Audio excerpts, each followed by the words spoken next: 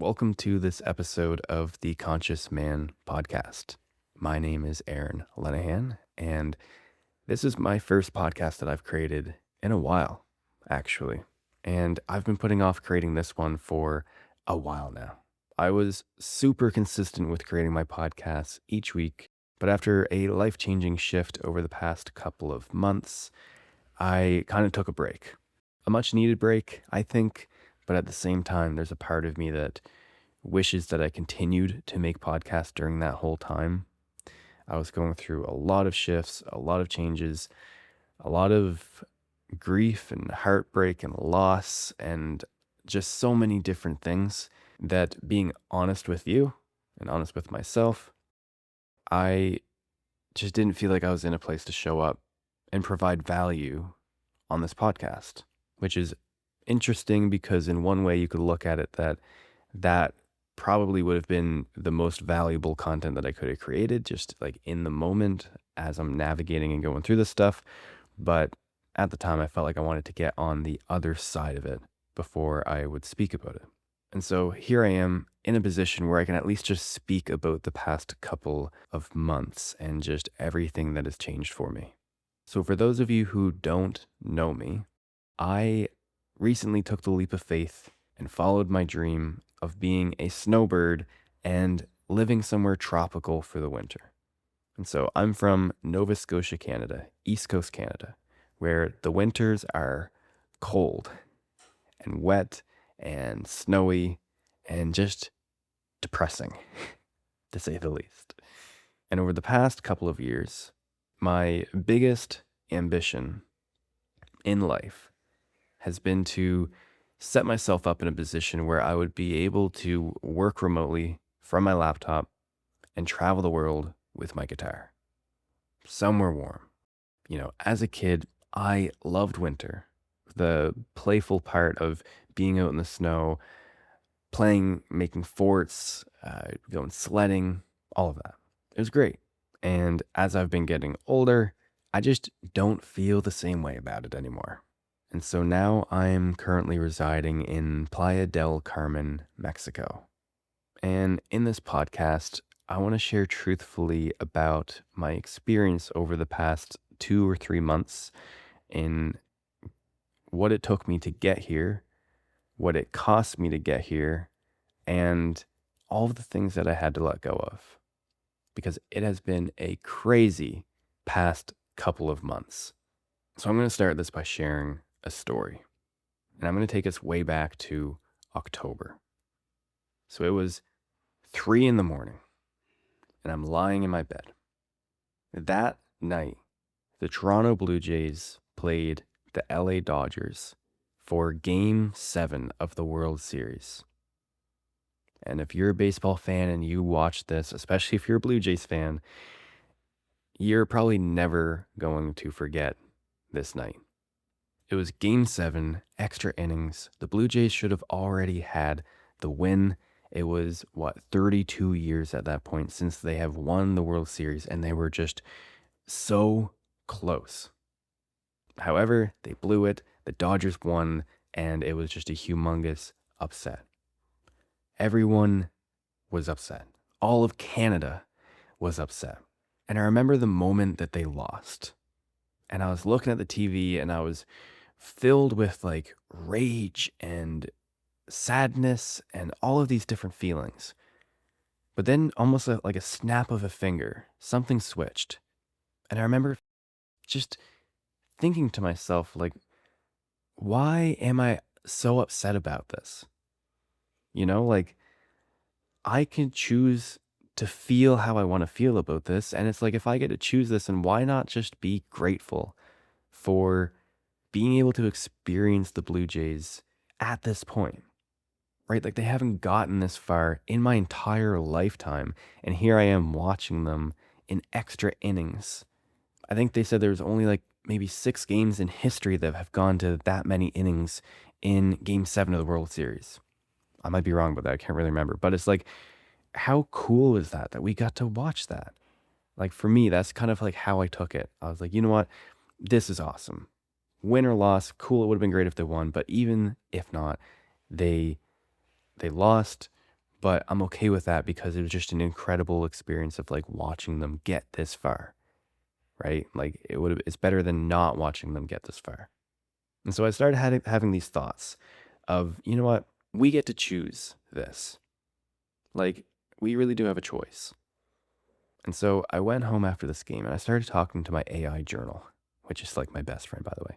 I started talking to my AI journal and was sharing how I wanted to talk about this. I wanted to create a piece of content around this and share this perspective, right? But when I thought about sharing this perspective and going and creating a piece of content around this, I faced a tremendous amount of resistance, like an overwhelming fear kind of resistance. And so I was like, what is that? And so to go into it, that's when I went to my journal and I was like, what is this? Like, where is this coming from? Why am I so scared to try and talk about this? And what I unpacked was that what I was really scared of was like the confrontation from other people of me putting myself out there and sharing this thought of like the diehard Blue Jays fans coming back to me and being like, oh, you don't know what it's like. You're not a true fan. I've been a fan longer than you've been alive. Like, or like let me grieve kind of comments. Just people getting upset with me for me sharing like this kind of perspective because it was heavy.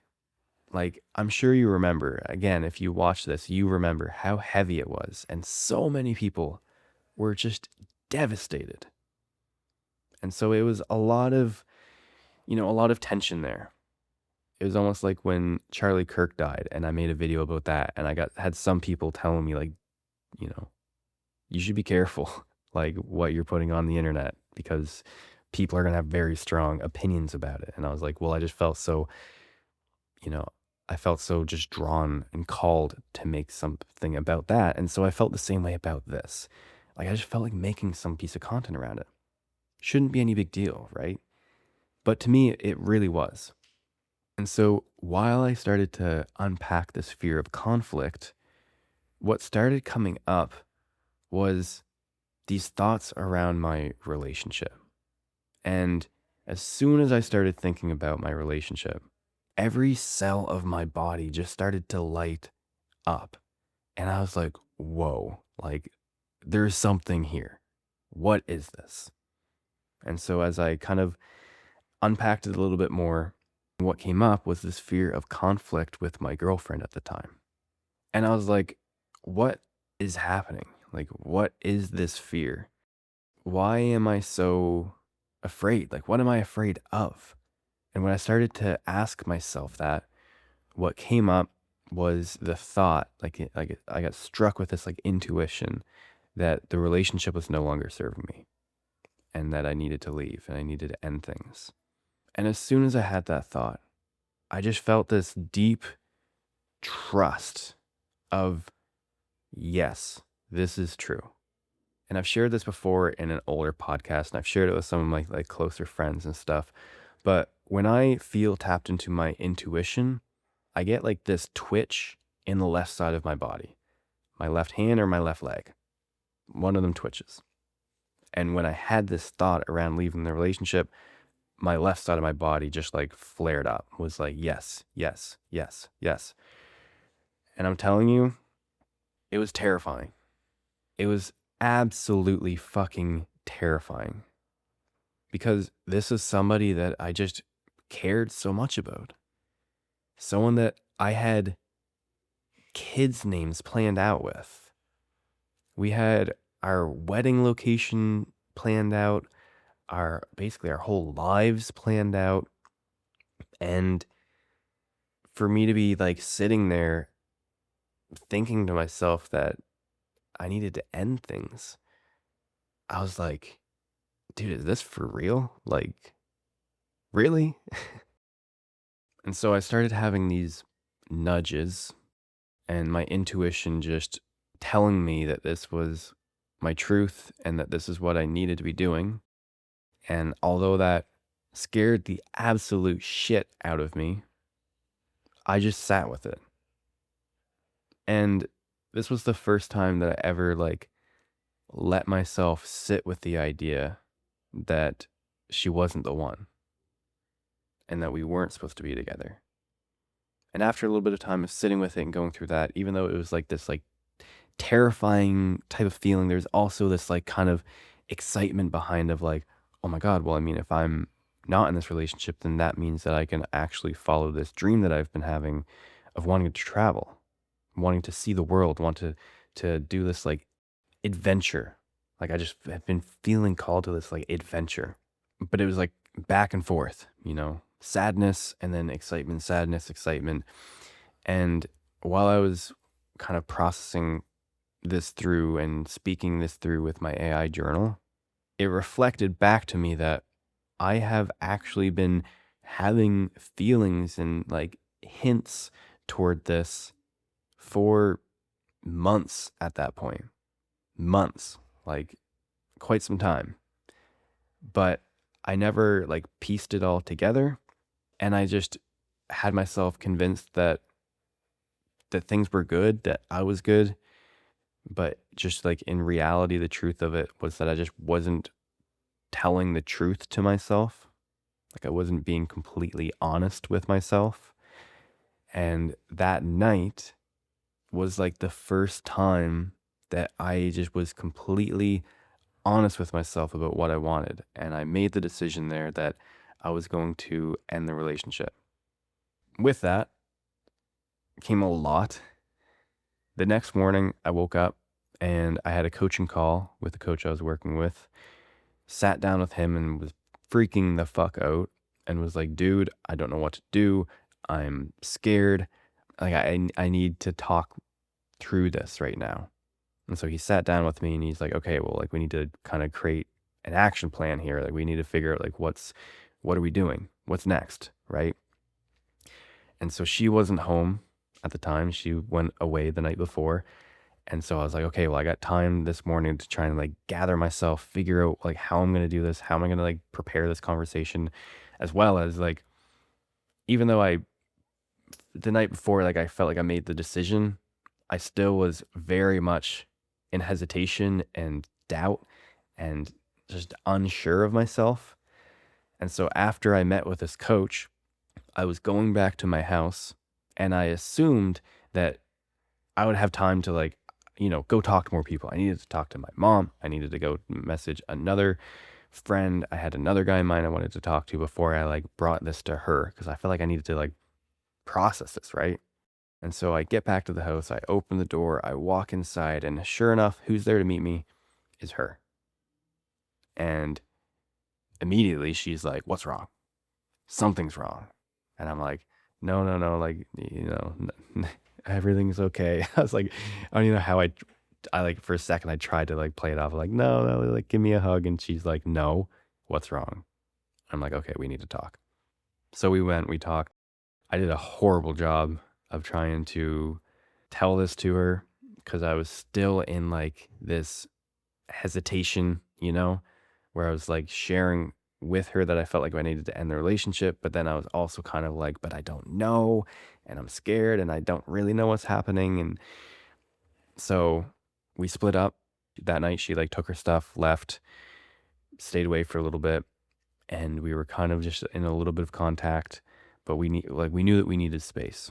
And over the course of a few weeks, we started like moving her stuff out just so we could like try and create some space between us to really just like get to the truth of like what do we want.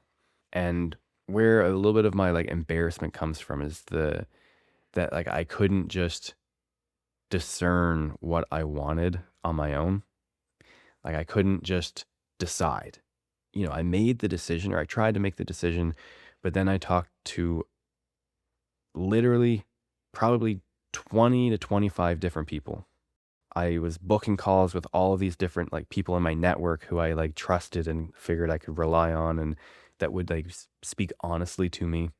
And I watched probably 100 hours at least of like relationship videos on YouTube of like know how to know when to leave a relationship, how to know when to stay in a relationship. What are the signs of a healthy relationship? What are the signs of a toxic relationship? Like all these different videos. I was like doing a ton of research, reading a bunch. I probably filled 50 pages in my journal just over the period of like a couple of weeks of her and I kind of like just having this space apart because I couldn't decide. Like I told her up front that I felt like we needed to leave each other, but then afterwards I kind of went back on myself and was like, well, I don't really know. I think this is like this might be a me thing. I think this might be something that I just need to work through. And anyway, so we like created this time boundary where we weren't going to speak for a month. Where it was like we're going to take this month apart. We're going to work on ourselves and then we're going to show up afterwards and we're going to just, reconnect and just see where we're at. 1 week went by and I thought that I had done enough self discovery and self inquiry that I came to the conclusion that I wanted to try again. I was ready. I was like, you know what? Screw it. Let's go. Like, I know this is what I want. And so I called her. This is 1 week into a month break. I called her and she was pissed. Totally threw me off guard. She was upset, as she should have been, like, like rightfully so, right? And what surprised me was when I shared this news with her of how I felt, she actually came back and was like, you know what? I am not ready. I don't know if I can trust you because you just threw this big wrench into our plans, into our relationship, and now you're saying that you want to come back. She's like, I don't know if I can trust you yet. Like I need more space. And what was so interesting about that was that as soon as she said that, I felt such a feeling of relief. And here's another part of this whole story that I've been embarrassed to admit is that I couldn't come to this decision on my own. And when she made the decision, then I felt the relief because it was like, oh, well, then it's her decision, right? I'm not the bad guy anymore. So she made her decision. I felt that relief, and then that was it. We moved out the rest of her stuff and said our goodbyes, and I haven't talked to her since. And this was the hardest thing in my life. I'd say next to losing my dad, of course.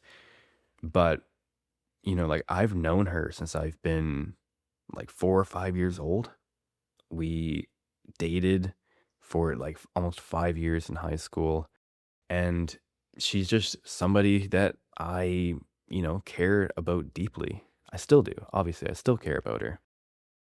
And so I felt called to share this, to just express kind of like the magnitude of this shift that I've been going through.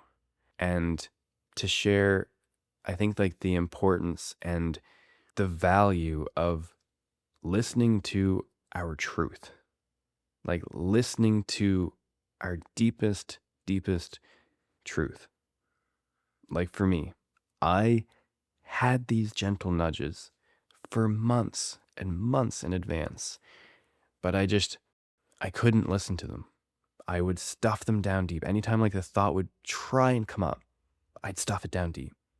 And I'd go and I'd journal about it a little bit, but I would never fully like unpack and I'd never fully face that because it was too scary. I couldn't do it.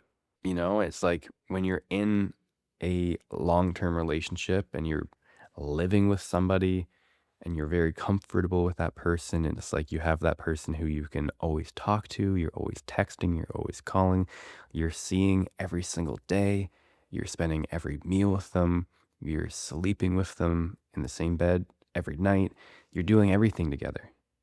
Everything is shared. And then to just make the decision to cut it. It's tough. Like I can't sugarcoat it. It's fucking tough to care so deeply about somebody but consciously decide to let them go, to realize that you can love somebody and not be meant for somebody, or that you can love somebody and it just not be aligned with where you're going in life. And that's just how I felt. And with all of that was the fear of being lonely, the fear of like regret, of like, what if I'm making the wrong decision? What if I'm doing the wrong thing? And even the fear of like, what if I'm never going to find this again? Right? Like, and that's the thing I almost need to emphasize here is that this wasn't a bad relationship. Like there was, that's the hard part is that it was great. There was a lot of great things about it.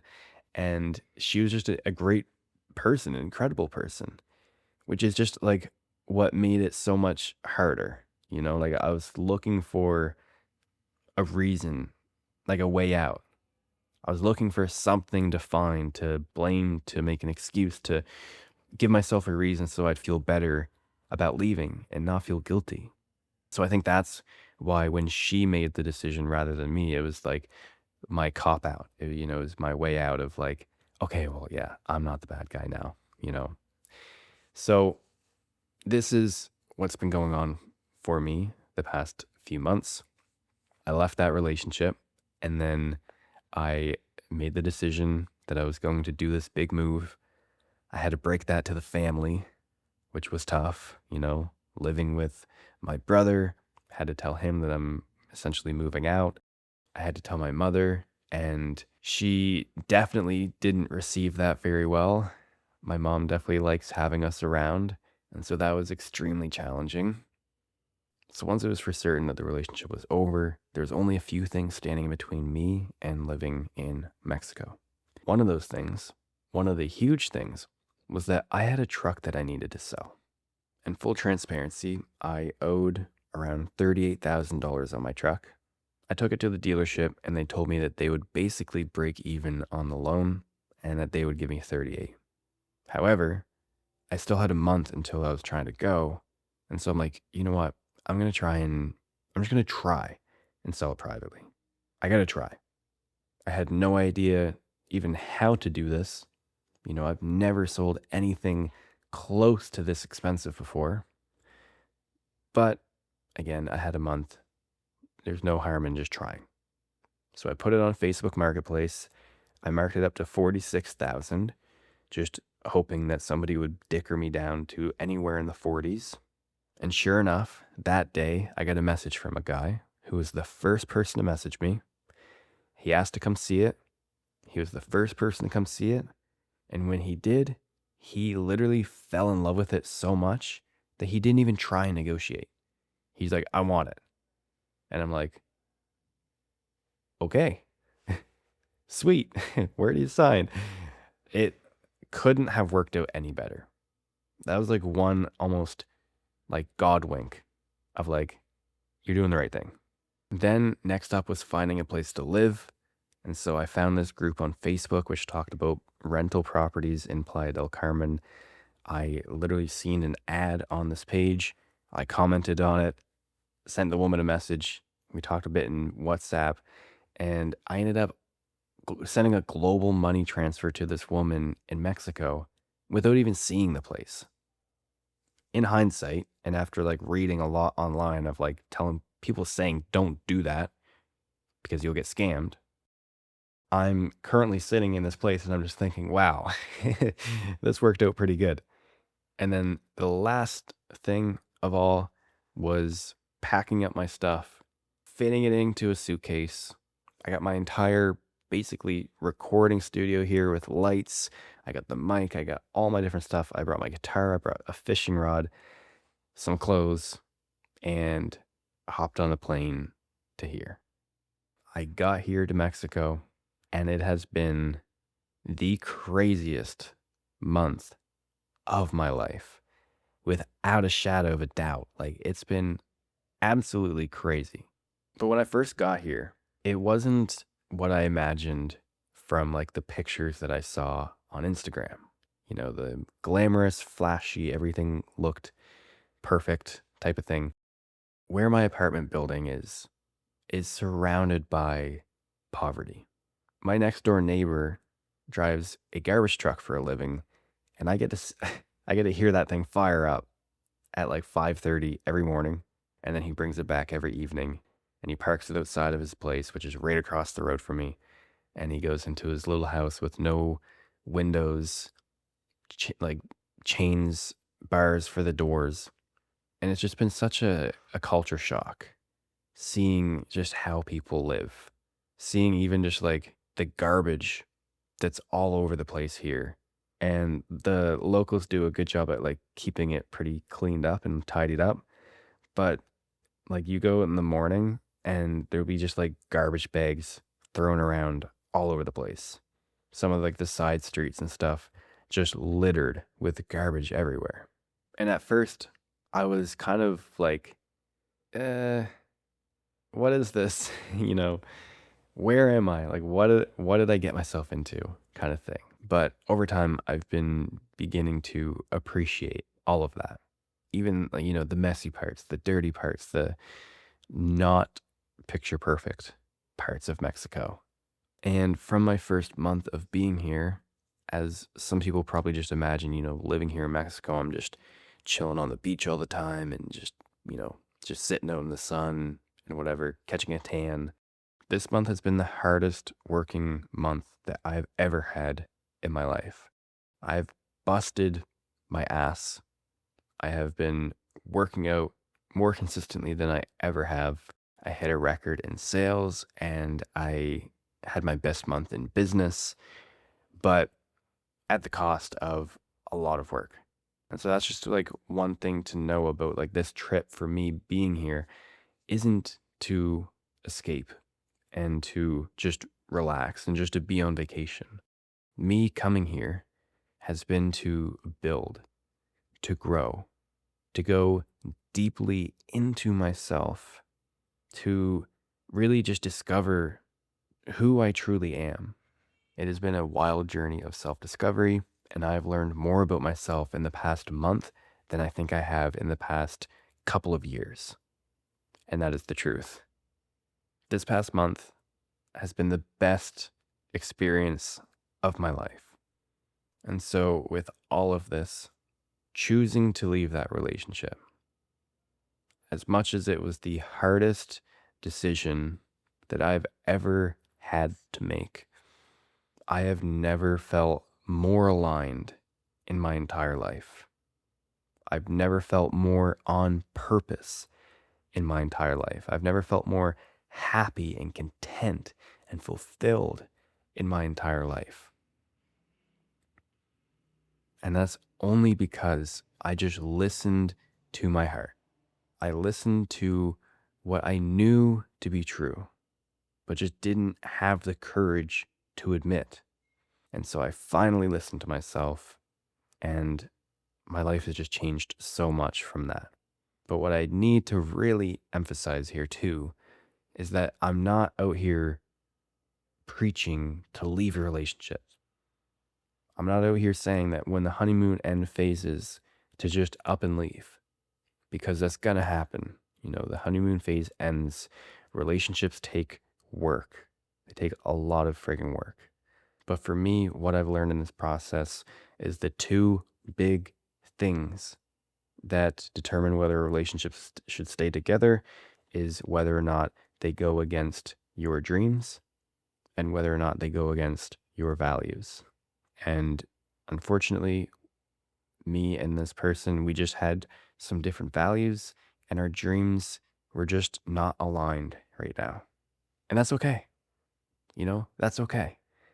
And so if you're listening to this and you're in a position and you're in a relationship and you feel kind of stuck, you get to ask yourself these questions.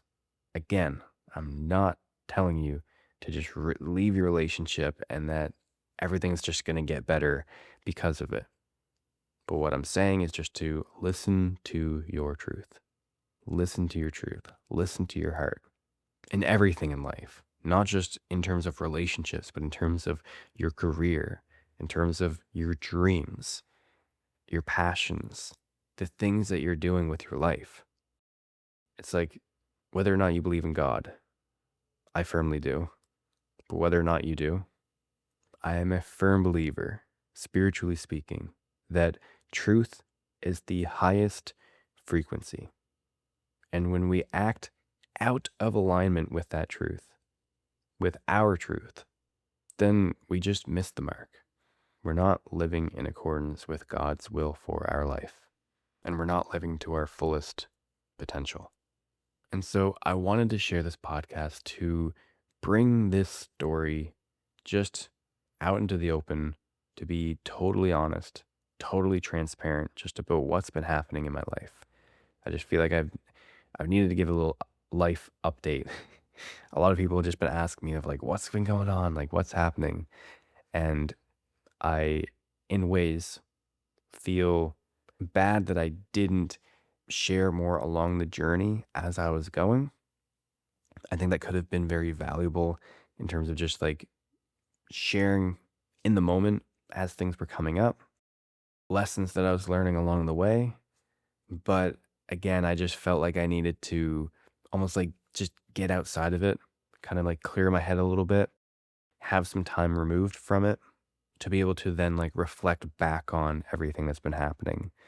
And so now that I've had this opportunity and that I can make this podcast and I can bring this forward, now moving forward, I'm excited to let go of this feeling like I need to have everything perfected, feeling like I need to be on the other side before I share.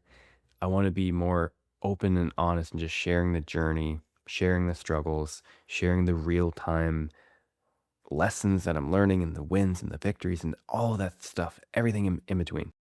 And ultimately, my biggest goal now with this podcast and with my life is to speak from my truth. That is it. Speak from my truth. Speak what is real.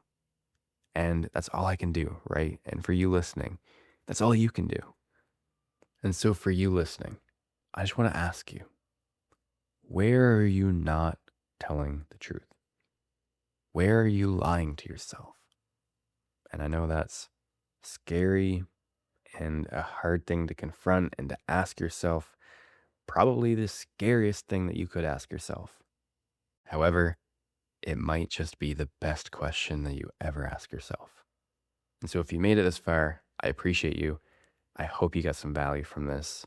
I know this podcast was a little bit all over the place. It was hard to try and like tie this whole story in just to like one piece of content without making it an hour or too long. So I know I could just talk and talk and talk about this. So I hope I distilled it down enough, and I hope that I left you with some things to think about. As always, thank you for listening. Get out there and be your own hero. And I'll see you in the next one. Bye for now.